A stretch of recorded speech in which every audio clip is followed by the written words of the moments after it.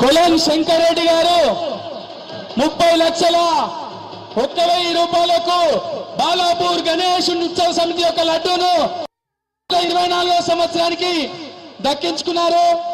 వారు మా యొక్క ఉత్సవ సమితి అధ్యక్షుల ఆధ్వర్యంలో ఆ యొక్క డబ్బును ప్రజలందరి సమక్షంలో అప్పచెప్తున్నారు.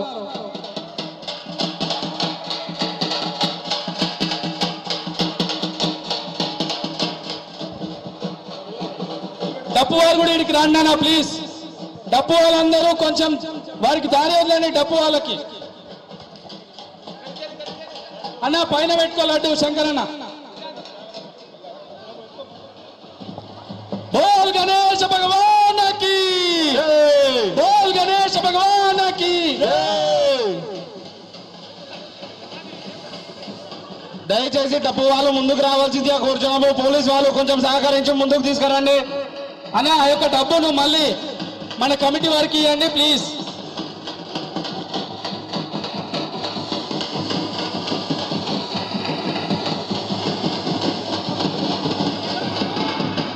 కొలన్ శంకర్ రెడ్డి గారు 2024వ సంవత్సరానికి గాను బాలాపూర్ 30 లక్షల 1,000 రూపాయలకు దక్కించుకున్నారు.